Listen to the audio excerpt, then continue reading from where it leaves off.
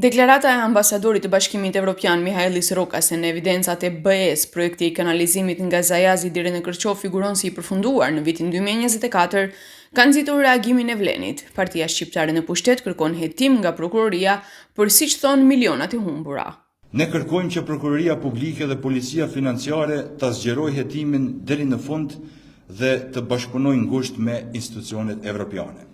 Të nderuar, kjo është fytyra e vërtetë e BDI-s.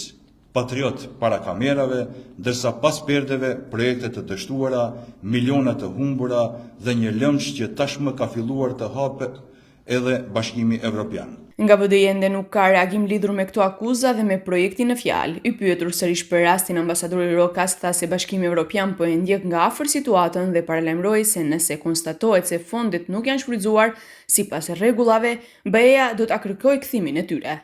Every part of EU funds, not only we give the funds once a project is concluded, but we monitor if it has been properly implemented.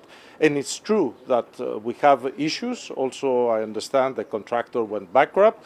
So we are following up very closely. I have asked the mayor to bring back to me all the elements that are into his knowledge, because if we are not able to sort this out, we will be obliged to go to recovery of funds, but I hope we are not going to get there, and still this project, which is very important for Kičevo, can be completed.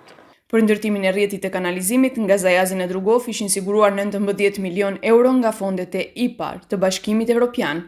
Nga kjo shumë janë shpenzuar rreth 3 milion euro, ndërsa mbi 15 milion euro janë tërhequr nga financuesit pasi projekti nuk u realizua. Punimet i kryen te një kompani nga Azerbajxhani, e cila falimentoi pasi u përball me probleme në sigurimin e garancisë bankare, duke bërë që projekti të ndërpritej përgjysmë.